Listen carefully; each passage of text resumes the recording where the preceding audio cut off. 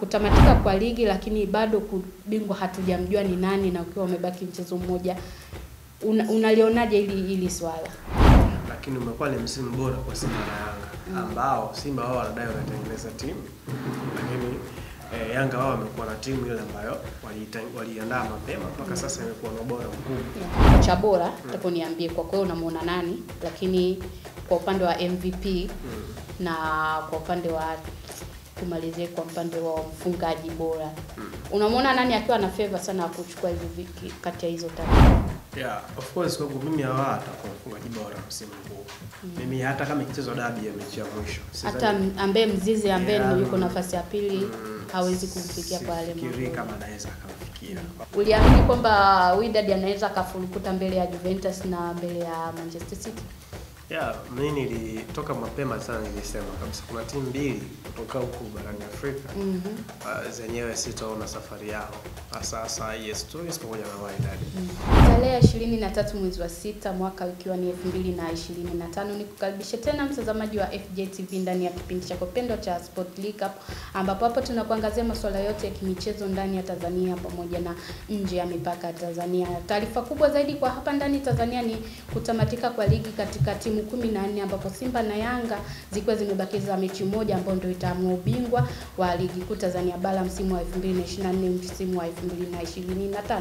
Tutaangazia masuala yote ambayo yametokea kwenye ligi mpaka kufikia hapo jana, lakini tutakuangazia kwa undani zaidi. Lakini nje ya mipaka ya Tanzania tutaenda kuangalia zaidi Wydad Casablanca, ni moja ya timu ambayo ndio imeanza kuaga mashindano kwa timu za Afrika, lakini tutaangazia mengi zaidi, mwenendo wao ulikuwaje, lakini kipi walikikosea na kipi wakifanye kuelekea mashindano ya msimu ujao. Na kuendesha kipindi hichi ni Neema Kaigwa, lakini siko peke yangu kama ilivyo kawaida, niko na Kiepo Benedicto ambaye atakuhakikishia unapata taarifa zote za kiundani zaidi. Usitoke, tunaenda mapumziko mafupi, tukirejea tunaanza taarifa zetu moja kwa moja.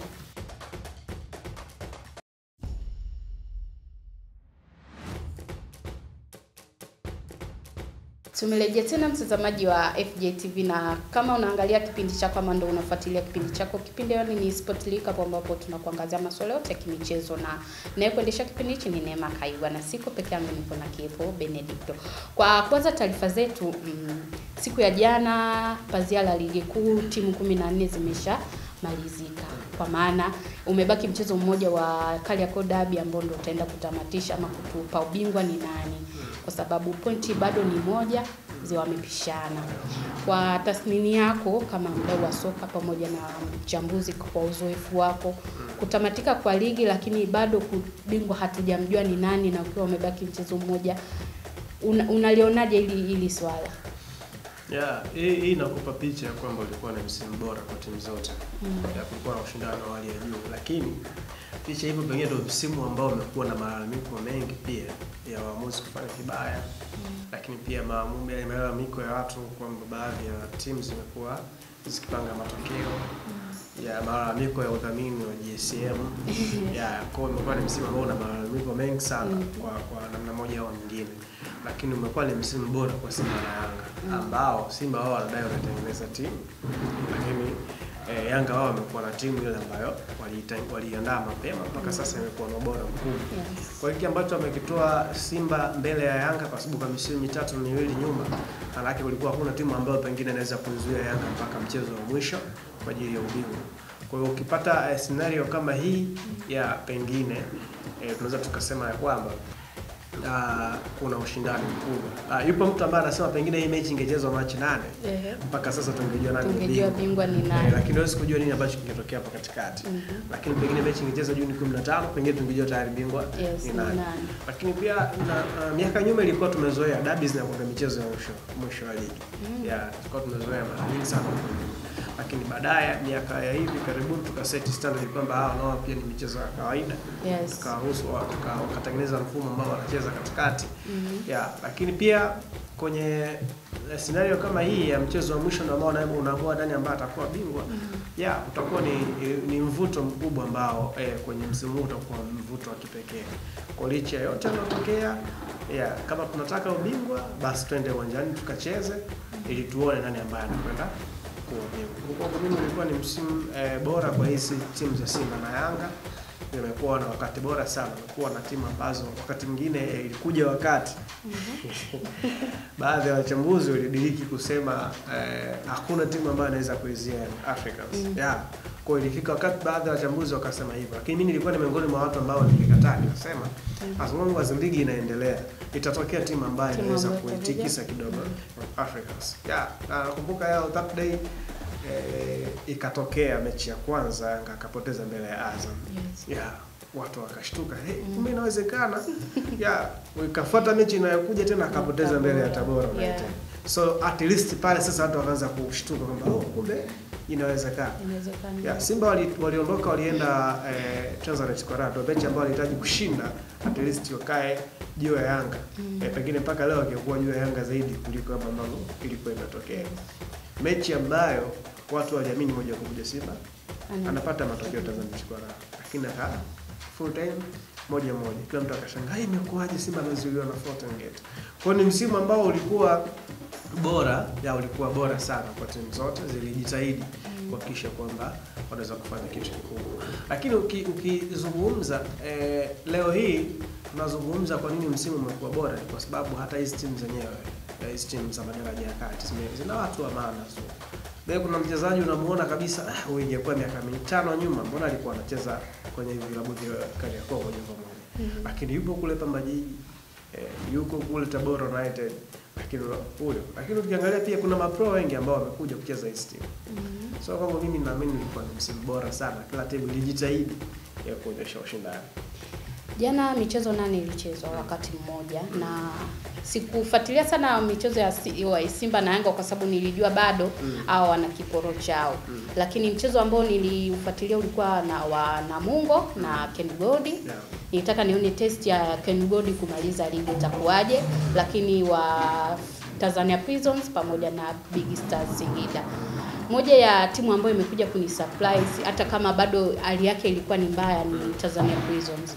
Ukiangalia kwenye ule mchezo wametoka nyuma mabao 3 ambao Singida walikuwa wanaongoza.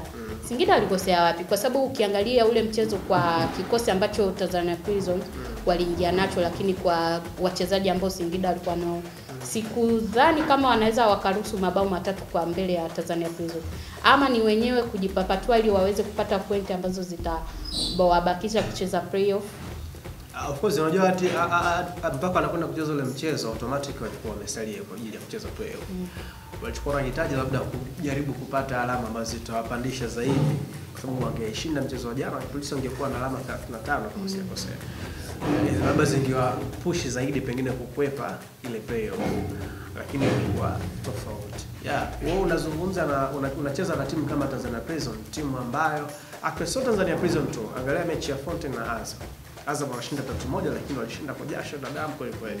Yeah, kwa hizo timu hizi mbili sio kwamba zina ubaya huo kiasi kwamba zinakwenda kucheza playoff. Mimi nitakuwa mwisho kukubali hiyo kwamba zilikuwa ni timu mbaya zaidi, lakini hesabu tu zilikosewa. Kwa mfano, unawatazama Tanzania Prison kuna makosa mengi waliyofanya, hasa pale ambapo waling'amua kumchukua mwalimu kutoka Geita. Yeah, alikuwa anafanya zile Geita Gold ambayo ilikuwa championship ama ndio wakamchukua kwa ajili ya kufundisha timu yao. Pale ndo makosa ambapo yalianzia, na wanaona waliishi maisha ya shida sana. Makosa yale ambayo yalikuwa yaliangalia Prison ndio ambayo yaliangalia pia Fountain Gate FC, ambao tena kwa story ya Fountain Gate imekuwa mbaya zaidi kwa sababu mwalimu ambaye aliwaongoza kuchukua alama takriban, unajua Fountain ameza na alama 29. Sasa kocha mmoja peke yake aliweza kukusanya alama 21 na akaacha timu nafasi ya 6 kwenye msimamo wa ligi kwenye BC Tanzania Bara. Alikuwa anahitaji michezo mingine 4 at least aondoke hata kucheza kwenye playoff, lakini wakabadilisha mwalimu. Walimu watatu takriban sisi 4 tunazungumza wamepita, wamekusanya alama 8 pekee. Sijui unanielewa. Kwa kuna wakati mwingine kuna makosa tunayafanya hasa kwenye management yanakuja kukaribu timu moja kwa moja. Kwa kwangu mimi ukirejea kwenye mchezo wa jana, Prison actually sio timu ya kuibeza, sio timu mbovu sana. Ni timu ambayo inaweza ikacompete, ndio hicho ambacho nimekuambia, timu zimekuwa mashindano walio juu sana. Singida Black Stars tunawarate kubwa. kwa sababu ya nature ya timu ambayo wanayo, majina makubwa, lakini wamekuwa na wachezaji ambao ni mapro. Wengi sana wamekuwa wameundwa kutoka nje ya nchi. So actually lazima tuwahukumu kwa hilo, kwa sababu wamekuwa na wachezaji wengi bora, lakini hiyo haiondoi ushindani kwenye mpira wa miguu. Umezungumza Simba na Yanga kwenye michezo ya ligi ambayo wamecheza. Simba kupata goli moja, kufunga goli moja mbele ya Kagera Sugar si kushangaa, kwa sababu nature ya timu ambayo walianzisha. Yaani kuondoa Musa Pipi Kamara ambaye alikuwa msingi mkubwa kwenye eneo la golini, lakini unaweza kuona machaguo ambayo mwalimu ajaribu kuyafanya. Wachezaji wengi sana walikuwa wako jukwani pale, wanashangaa kwa ajili ya kama wanatuambia sijui wao ndio mechi yao ya mwisho. Wanatuchanganya sana, wanatuchanganya. Wewe unatuambia hii ndio mechi ya mwisho, lakini kwa kikosi kilichotoka jana kidogo kama ni mechi ya mwisho, kwa nini msingecheza full? Yaani afu mngeshinda goli nyingi kuwapa furaha mashabiki wao. Kwa hiyo wanatuchanganya sana Simba. Mimi sitaki kuamini, mimi nitaamini mpaka siku ambayo hataenda uwanjani ndio nitaamini. Kwa hiyo ukiangalia nature kikosi ambacho kilianzisha, bila shaka mwalimu Fadlu Davis alijua kufanya tu vitu basic. Kufanya vitu basic uwanjani, na alifahamu mechi itakuwa ngumu. Kufanya vitu basic uwanjani, mwisho wa siku alifanikiwa akapata goli moja. Young Africans Dodoma Jiji sio timu ambayo ya kwanza kufungwa 5 mbele ya Yanga. Kiwango cha kwanza. Cha pili, Dodoma Jiji sio mechi yake ya kwanza kupoteza goli nyingi. Simba wenyewe wamefunga goli 6. Na nilishangaa sana, unajua kuna vitu vinanisikitisha sana kwenye huo mpira. Jana Yanga ameshinda 5, mtu anatoka anasema tawi lao lile ni tawi lao. Lakini watu waliofungwa 6 na Simba, mbona hamkusema ni tawi? Yaani unajua kuna vitu watu wanashindwa kurespect mpira, na hiko kitu ambacho kinatuchelewesha sana kwenye mpira wetu. Kwa lazima uende kusifu ubora wa Yanga ambao wamekuwa nao. Na sio kusema tu kukimbilia kusema ndio haina maana yoyote. Kwa sababu mimi nasema kuelekea mechi hii pengine Yanga wako motivated sana. Unajua Yanga wana hasira nyingi. Of course wana hasira nyingi pia kwenye hii mechi ya dabi. Of course Simba anaingia akiwa mnyonge kwenye hii mechi ya dabi. Kwa hiyo yeye mwenyewe Simba anajua kabisa. Yaani hata yeye akijigusa anaona kabisa hapa kuna muziki ambao. Kwa hata hizi kelele za sisi unazozisikia kwamba hatucheze pengine kuna hiyo sababu pia inasababisha kwamba wanafikiria namna ambavyo wanacheza. Gani watakavyoenda kwa handle Yanga of course kwa mimi mechi ya mwisho Yanga wako motivated sana kuliko hata Simba kwa matokeo ya mwisho ya michezo yao. Kwa maana hiyo Yanga ndo wanaenda kama first team, lakini Simba ni kama timu ya pili. Okay, tukiachana na swala la dabi kwa sababu bado muda upo. Kuna golikipa bora, kuna MVP wa ligi, lakini kuna mfungaji ambaye kuna namna kama tunaanza kumjua hivi kutokana na namba ambazo kaziweka, lakini kwa sisi tushaelewa ni nani. Kwako wewe, tukianza kwa nani kocha bora, nataka niambie kwa wewe unamuona nani, lakini kwa upande wa MVP na kwa upande wa tumalizie kwa upande wa mfungaji bora. Unamuona nani akiwa na favor sana kuchukua hivi kati ya hizo tatu? Of course kwangu mimi atakuwa mfungaji bora msimu huu.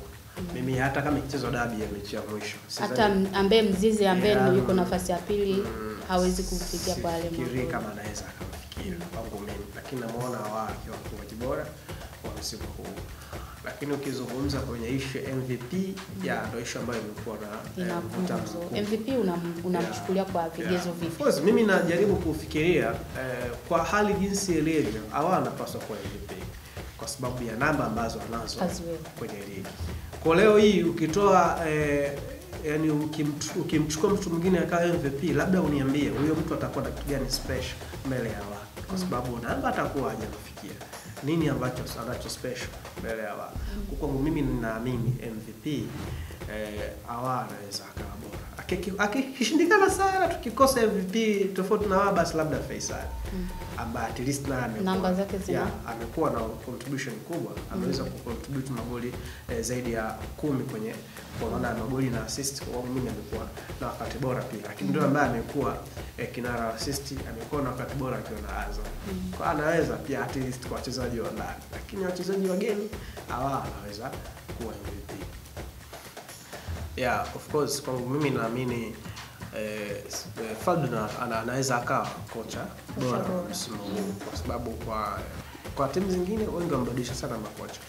kumjaji kocha kwa namna ambayo alikuja robo ya mwisho wa msimu, alikaa nusu ya msimu, nadhani sidhani kama inaweza ikawa bora, lakini Fadlu yeye zile ups and downs za Simba amepitia nazo, kwa anastahili kuwa mwalimu bora wa msimu huu 2024 2025. Kwa sekunde chache tukimalizia taarifa hii, ni tukio gani ambalo hutamani na hutaki kuliona likijirudia msimu wa 25-26? Kuna matukio huwezi kuyakwepa. Ni matukio mengi ambayo yananisikitishaga sana ni ya timu kupigwa faini kwa sababu za kishirikina. Ya huwa hizo hali huwa zinanisikitisha sana. Kwamba timu zinapigwa faini, zinapita milango sio sahihi. Timu kulalamika kwamba tuliwekewa dawa kwenye vyumba vya kubadilishia nguo. Kwa nini? Yaani hapa Tanzania baba tunawekewa dawa kwenye vyumba vya kubadilishia nguo. Kwa mimi naamini ni vitu ambavyo sitaki, yani sipendi kuvisikia kwa msimu huu. Kwa nini watu wapite mageti ambayo sio sahihi? Kwa ni vitu ambavyo naamini vikibadilishwa, lakini sitamani pia kwa msimu unaokuja serikali iweze kuintervene kwenye mpira. Yaani kama tunaenda kuchagua uongozi, basi uwe strong, ufanye maamuzi wao. Nadhani itakuwa jambo jema kuliko ambavyo serikali inaintervene mpira. Nadhani inaweza ikawa jambo jema sana kwa ajili ya maendeleo ya mpira wetu. Ya, tumekuelezea mambo mengi ambayo yanahusiana na kutamatika kwa ligi kwa siku ya jana kwa timu 14, ambapo Simba na Yanga amebakiza mchezo mmoja ili kuamua bingwa ni nani. Toa maoni yako, umeonaje ligi kwa ujumla, lakini umeonaje kikosi chako kimekupa kile ambacho ulikitaka? Tutakuja kuyasoma maoni yako, lakini tukirejea tunaenda kimataifa zaidi, ambapo tutaangazia safari nzima ya Wydad Casablanca katika kushiriki kombe la dunia kwa ngazi ya vilabu.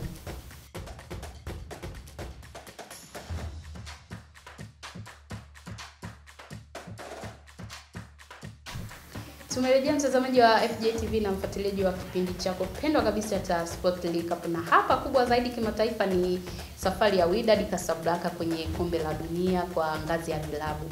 Uliamini kwamba Wydad anaweza kafurukuta mbele ya Juventus na mbele ya Manchester City? Mimi nilitoka mapema sana, nilisema kabisa kuna timu mbili kutoka huko barani Afrika zenyewe sitaona safari yao, hasa AS Tunis pamoja na Wydad.